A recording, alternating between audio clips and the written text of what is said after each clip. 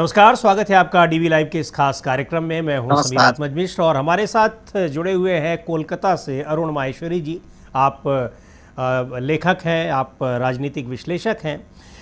पश्चिम बंगाल में चुनाव के बाद, नई सरकार बनने के बाद जो कुछ हो रहा है, उन चीज़ों पर बात करने के लिए हमने अरुण माहेश्वरी जी को बुलाया है और उनसे हम जानना चाहेंगे कि वहाँ क्या कुछ हो रहा है। अभी तक जो तस्वीरें अरुण माहेश्वरी जी हम लोगों को दिखाई पड़ रही हैं, सबसे पहले तो आपका स्वागत है इस कार्यक्रम में। आप पहली बार जुड़ रहे हैं हमारे कार्यक्रम में, बहुत बहुत स्वागत है सर। ये जो कुछ हम तस्वीरें देख रहे हैं, जो विजुअल्स देख रहे हैं, सरकार का रवैया देख रहे हैं, पुलिस की कार्यशैली देख रहे हैं, ये सारी चीज़ें क्या बता रही हैं? पश्चिम बंगाल किधर जाता हुआ दिखाई पड़ रहा है? देखिए, बंगाल में जो कुछ हो रहा है ये कुछ भी अनपेक्षित नहीं है मेरे हिसाब से। ये इसी प्रकार से चीजों को घटना था। खास तौर पर जिस तरीके से बीजेपी शासन में आई यहाँ पर, तो उस समय की परिस्थितियां जो है वो हमारे कामना के विरुद्ध थी, किंतु हम साफ देख पा रहे थे कि ये आ रही है। और इसके पीछे कई कारण थे।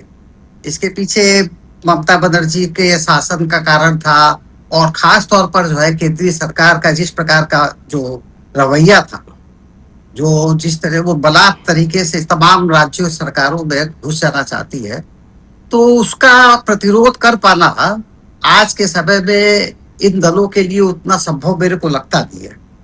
तो इसीलिए हम जब इसको थोड़ा सा हिस्टोरिकल पर्सपेक्टिव में डालते हैं ना जी, तो हम देखते हैं कि भाई ये पिछली आधी शताब्दी में हम बंगाल में 3 प्रकार की राजनीतिक संरचनाओं को उभरते हुए देखते हैं।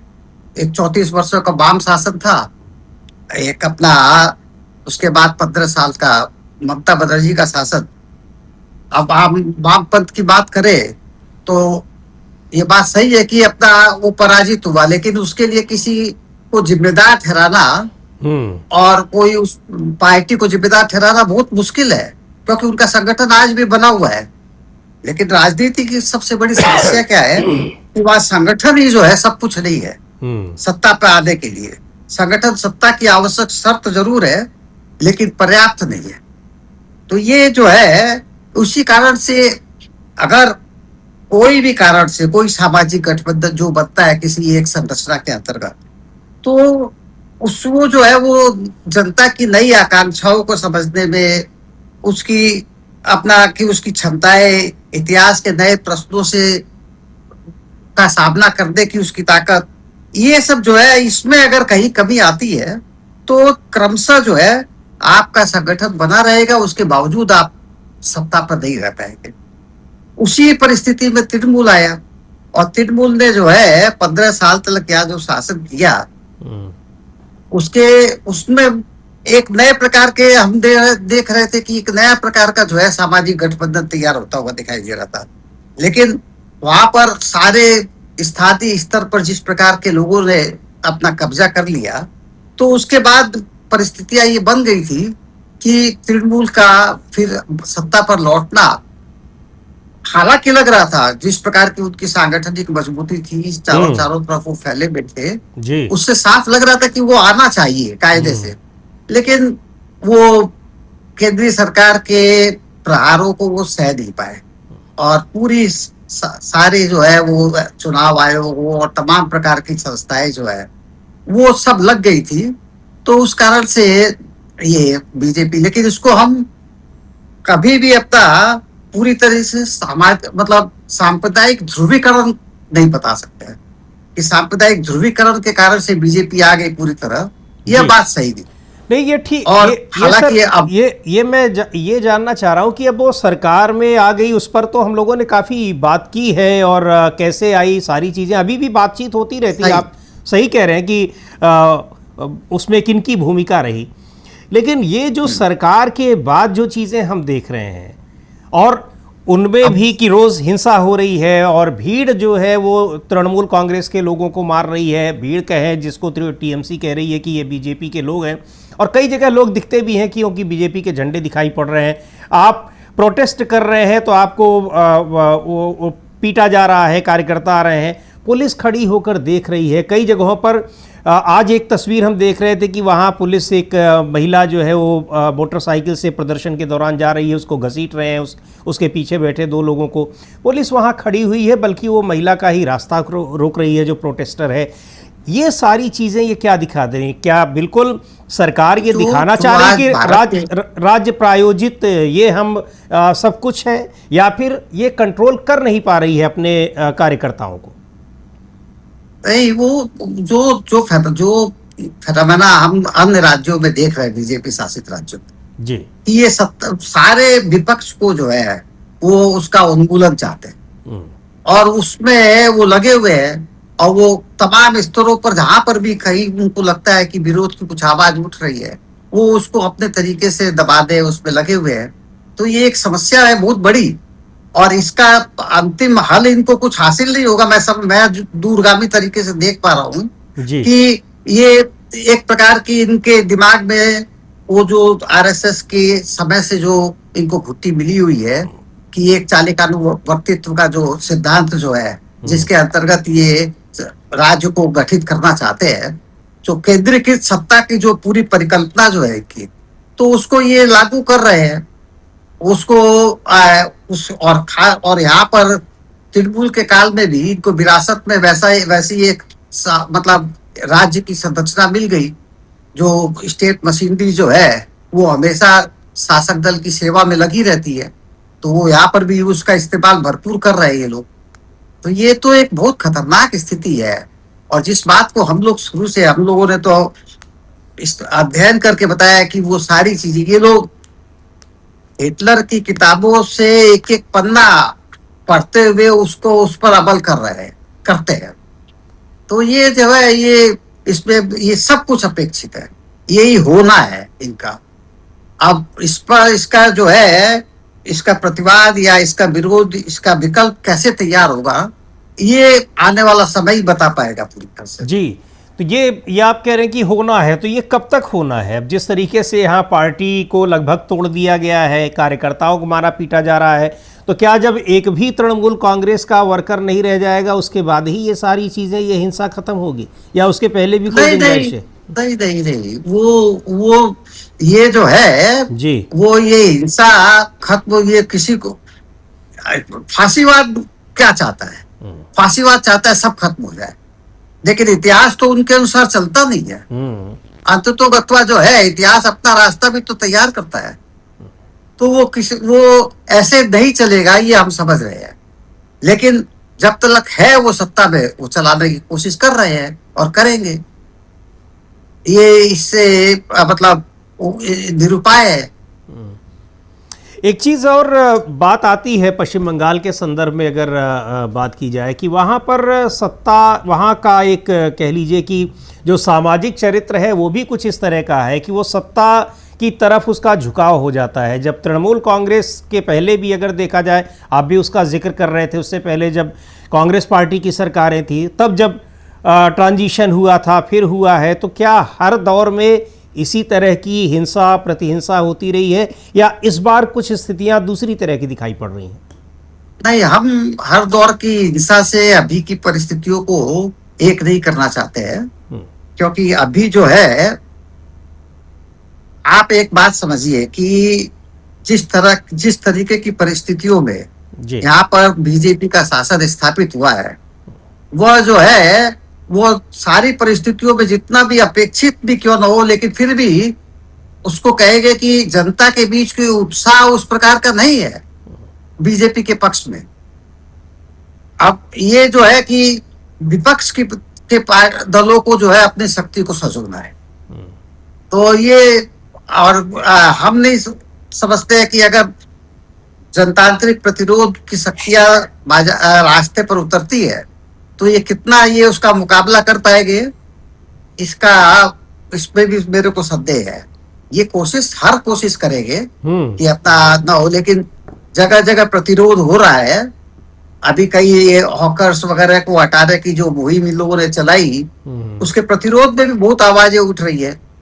लेकिन ये बात सही है कि अभी वो यथेष्ट नहीं है। अभी सारे विपक्ष के दलों को जो है इकट्ठा होना है, उसका एक प्रोसेस है, रातों रात होगा भी नहीं।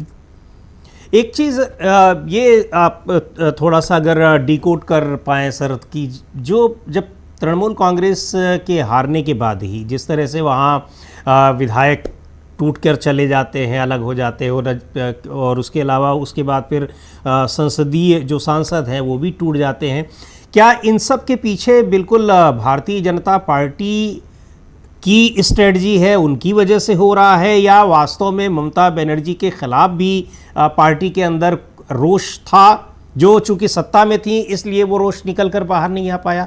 दूसरी बात ना ये पूरी, हाँ, ये पूरी तरीके से जो है बीजेपी की ये अपनी स्ट्रेटेजी है, और बीजेपी सारे हर राज्यों में इसी प्रकार से कर रहे हैं। दूसरे राज्यों में भी उन्होंने दूसरे दलों को तोड़ा, और ये जो है उसके बारे में तो कहा भी जा रहा है कि वो संसद में 360 का एक आंकड़ा पाना चाहते हैं, उसकी कोशिश कर रहे हैं। तो ये पूरी तरह से उनका वो है जिसपे वो ये सब काम कर रहे हैं, और सारे जितनी भी संवैधानिक एजेंसियां जो है उनका पूरी तरीके से इस्तेमाल कर रहे हैं, बहुत ही नग्न रूप में इस्तेमाल कर रहे हैं। तो उपाय नहीं है। तो इसको ये सांसद विधायक जो उनका ये रवैया है, अपनी पार्टी को तोड़ कर गए हैं, क्या जो तृणमूल कांग्रेस का जो वर्कर है, ग्राउंड लेवल पर जो कार्यकर्ता है या संगठन में जो है, उसकी सोच भी इस तरह की है, या वो अभी भी इंटैक्ट है तृणमूल कांग्रेस के साथ जो ममता बनर्जी के पास? नहीं, तृणमूल कांग्रेस का एक बड़ा हिस्सा, उसमें भी खास तौर पर आप देखते हैं कि जो अल्पसंख्यकों का हिस्सा है वो तो कभी भी बीजेपी के साथ नहीं जा सकता है। और उसी तरह से जो है एक बड़ा डेमोक्रेटिक जो यहाँ पर सेकुलर हिस्सा भी जो है, जो भले जो लेफ्ट के साथ था, उन्होंने अपना एक समय में तृणमूल वालों को वोट भी दिया है, तो वो सब भी कभी नहीं जाएंगे। तो इसलिए ये सोचना कि अपना जनता खसक गई है, ऐसी बात मैं नहीं मानता हूँ। लेकिन ये बात सही है कि ये जो विधायक और ये जो सांसद जो है, ये पिछले वर्षों में इतने भ्रष्ट भी हो गए थे, इनकी कमजोरियों का लाभ उठा रहे हैं बीजेपी, और पूरी तरीके से इन पर दबाव डाल करके एक को शिफ्ट करवा रहे हैं अपनी ओर। जी, बेतियारी जो कमजोरियों का लाभ उठाकर, ये महत्वपूर्ण बात है। लेकिन इसमें कोई संदेह नहीं। जी, लेकिन आम लोग, कार्यकर्ता, जनता, या जो तृणमूल कांग्रेस की ओर जिसका झुकाव रहा है, उसके भीतर इस तरह का कोई बदलाव नहीं है, ऐसा आपका मानना है? एक चीज़ और, एक चीज़ और मैं ये जानना चाहता हूँ कि तृणमूल कांग्रेस, अब ममता बनर्जी ही नेता हैं, कई लोगों ने जब छोड़ी पार्टी, बगावत की, जिसको तृणमूल कांग्रेस के लोग कह रहे हैं कि उन लोगों ने गद्दारी की, जो भी शब्द उसके लिए इस्तेमाल हो, ये जब छोड़कर गए तो इन्होंने कहा कि हमें ममता बनर्जी का नेतृत्व स्वीकार है, लेकिन अभिषेक बनर्जी का नेतृत्व स्वीकार नहीं है। और ये नेतृत्व में को देखते हुए, और जो पश्चिम बंगाल में जो राजनीतिक परिस्थितियां बन रही हैं, उसमें तृणमूल का फ्यूचर कहाँ दिखाई पड़ रहा है, या फिर विपक्ष की जगह लेने के लिए आपको क्या दिखाई पड़ रहा है, या फिर जो इंडिया गठबंधन है वो मजबूती के साथ वहाँ खड़ा हो पाएगा? किस तरीके से आप जो विपक्ष है उसको आप देख पा रहे हैं वहाँ? मैं यहाँ पर इंडिया गठबंधन का भविष्य देख रहा हूँ जी, और तृणमूल भी यदि इंडिया गठबंधन के साथ मिल करके कुछ काम करती है तो हो सकता है कि वो भी फिर से अपनी पोजीशन को बचा ले जाए, लेकिन भविष्य उसी के पास है। और जहां तक दूसरे ये जो लोग हैं जो बहाना है कि अभिषेक बनर्जी और ममता बनर्जी और ये सब के बीच में जो डिफ्रेंशिएट करके, ये सब ये ऐसे ही बहानेबाजी है जी। ये सब, इस पे कुछ, इनमें कोई जिसको वास्तव अर्थों में तंत्र कहते हैं वो कोई तत्व नहीं है। ये शुद्ध अवसरवाद है। जी, अब दो चीज़ें हैं सर यहाँ, ये अवसरवाद है या फिर जो खौफ है, डर है, जो आपने कहा कि ये खुद भी इतने भ्रष्ट हो गए थे कि अब इनके खिलाफ इतनी चीज़ें थी कि इनको ब्लैकमेल करना बहुत मुश्किल नहीं था सरकार के लिए, जिसकी राज्य में भी सरकार है, केंद्र में भी। तो ये अवसरवाद है या फिर ये इनकी जो भ्रष्टाचार करने की वजह से जो मजबूरी बन तो ही वो दोनों? ये बात सही है। तो वो डर के कारण से ही अपना वो अवसरवादी हो रहा है। वो अपनी चमड़ी को बचाने के लिए जी वो अपना पक्ष बदल रहे हैं, और कोई कारण नहीं है। और अन्यथा ये सब जितने लोग गए हैं कल तलक सब उसी अभिषेक बनर्जी और ममता बनर्जी के नाम पर की कस्में खा रहे थे। बिल्कुल तो इनके कोई ये कहना कि हम अभिषेक के विरुद्ध और इनके, ये कोई लॉजिक नहीं है इनके पास में। जी। उस प्रकार की कोई सैद्धांतिक बातें तो है नहीं। तो अब एक बार जी एक बार फिर आते हैं राज्य सरकार की भूमिका पर। राज्य सरकार भी और केंद्र को भी लेंगे, क्योंकि जब वहाँ चुनाव हो रहे थे उस समय केंद्रीय गृह मंत्री अमित शाह ने कहा था कि तृणमूल कांग्रेस के लोगों को, जो गुंडों को उल्टा लटका देंगे या फिर यहाँ अगले 2 महीने 3 महीने तक पैरामिलिट्री फोर्सेस रहेंगी। उन चीज़ों को देखते हुए जो हिंसा हो नहीं रही है, हिंसा रुक नहीं रही है, लगातार हो रही है, इसको क्या ये वास्तव में जो बीजेपी के कार्यकर्ता हैं उनकी तृणमूल कांग्रेस के कार्यकर्ताओं से नाराज़गी है, गुस्सा है, यानी राइवलरी उसको कह लिया जाए, या फिर और किस तरीके से देखा जाए, या आम जनता वास्तव में वो तृणमूल कांग्रेस के नेताओं से इतनी नाराज़ है कि आम जनता उनके ऊपर हमले कर दे रही है? नहीं, जब हम ये कह रहे हैं कि चुनाव के पहले तक ये परिस्थितियां नहीं नजर आती थी, ये लगता था कि तृणमूल जीत जाएगी फिर भी जी, तो इससे ये पता चलता है कि उस प्रकार की नाराजगी और वो उस प्रकार का कुछ गुस्से का विस्फोट हुआ हो नहीं था। ऐसी बात नहीं हमको लगती है जी। ये पूरी तरह से संगठित है और ये अपना इन नेताओं को डराने, अपमानित करने और इनके लॉयल्टीज को जो है पर आघात करने की ये सुनियोजित कोशिश है जी। और इसके अलावा इसको कि इसमें कोई बहुत बड़ी मतलब सोशल फेनामेना को देखना ये बहुत बड़ी गलती है।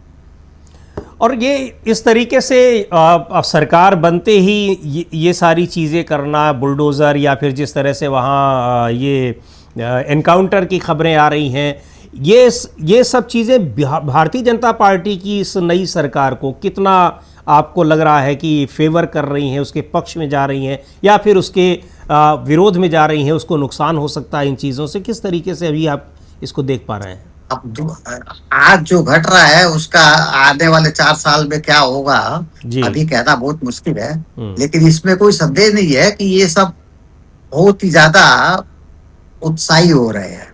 और यहाँ पर ये जो है जैसे शुभेंदु अधिकारी इनके पृष्ठभूमि जो है ये कुछ की कांग्रेस के पृष्ठभूमि के है और ये आए बीजेपी में अभी पिछले 4-5 वर्षों में और ये इनकी भूमिका उसी प्रकार की जैसा कि हम आसाम में देख रहे हैं हेमंत बिस्व शर्मा का। तो ये जो है नया मुल्ला ज्यादा प्याज खा रहा है, उस प्रकार की भी कुछ दशा है।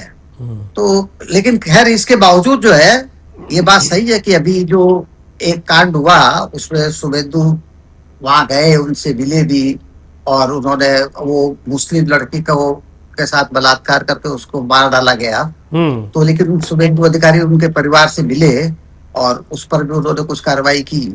उसी में वो जो इनकाउंटर वाली भी घटना घट गई जी। तो ये सब चीजें जो है कुछ मतलब कुछ अतिरिक्त भी है, कुछ अपनी ताकत जो आए अभी और तो कोई कार्यक्रम अपना नहीं पा रहे, यही सब अपना है।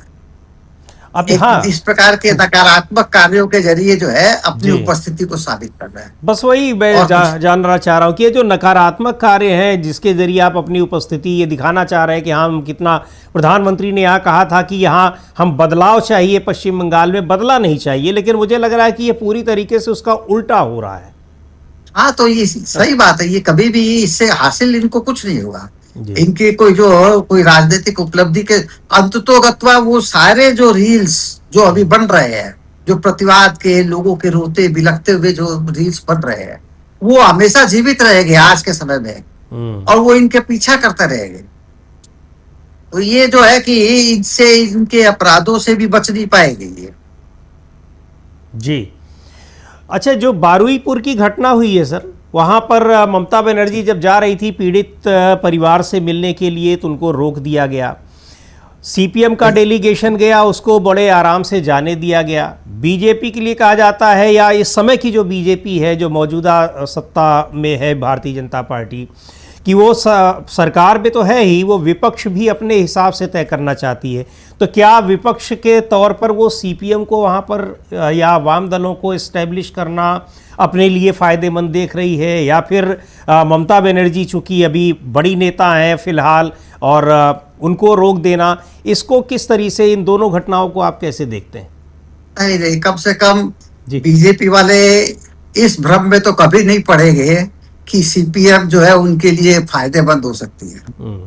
वो मतलब या सीपीएम को बढ़ावा दे करके उनको कुछ हासिल हो सकता है। वो बात दूसरी है कि सीपीआईएम के साथ में अभी भी जो एक उसके समर्थकों का हिस्सा बचा हुआ है थोड़ा बहुत भी, उनको वो अपनी तरफ खींचना चाहते हैं, लेकिन सीपीएम को बढ़ावा दे करके कुछ नहीं हासिल होगा। वो तो खैर वो सपने में भी, क्योंकि वो जानते हैं कि सीपीआईएम जो है उनके साथ समझौता कभी उस तरह से सैद्धांतिक स्तर पर, राजनीतिक स्तर पर करेगी नहीं, कर नहीं सकती। नहीं, बात में वो समझौते की या कोई ये ए टीम बी टीम जो एक मुहावरा बन गया है उसकी नहीं कर रहा हूँ, लेकिन मैं ये कहना चाह रहा हूँ कि क्या बीजेपी को ऐसा लगता है क्या कि चूंकि तृणमूल कांग्रेस का अभी भी जो बेस है वहाँ पर और लोगों में जो उसकी अपनी, जो कि सरकार में भी रही है, सारा नेटवर्क उसका पूरा भी है, उसके बजाय सीपीएम को 15 साल से ज़्यादा वहाँ पर सत्ता से बाहर हुए हो गया है, काफ़ी कुछ उसका बेस टूट भी गया है, जो बचे हुए थे तृणमूल कांग्रेस की ओर आए।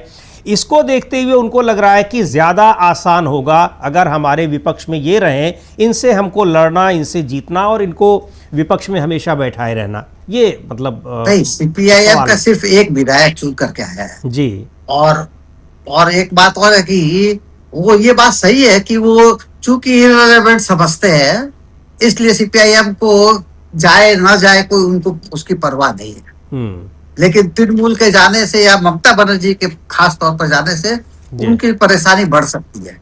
ये उनका अपना आकलन हो सकता है और सही भी हो सकता है जी। लेकिन तृणमूल सीपीआईएम के लोग जाएंगे, कुछ हो सकता है कि उससे उनके बीजेपी समझती है कि उसी के जरिए अब अपने डेमोक्रेटिक क्रेडेंशियल कुछ तैयार करें। लेकिन अन्यथा जो है यह मानना कि वो सीपीआईएम को बढ़ावा देंगे जी, वो कभी नहीं। तो आप अभी किस हाँ जी कि बीजेपी सीपीएम को बढ़ावा देगी, वो नहीं हो पाएगा। हाँ, सचेत रूप में कभी बढ़ावा नहीं दे पाएगी। अब ममता बनर्जी को या जो तृणमूल कांग्रेस है वो, उसको आप कितना उसमें सामर्थ्य देख रहे हैं कि ये मौजूदा सरकार से जो अब वहाँ राज्य में भी है और केंद्र में भी है और इस तरीके से वो लड़ रही है या ख़त्म करने की कोशिश कर रही है, इन परिस्थितियों में आप उनको, उनके भीतर कितनी सामर्थ्य देख रहे हैं कि वो इस सरकार से लड़ पाएंगी?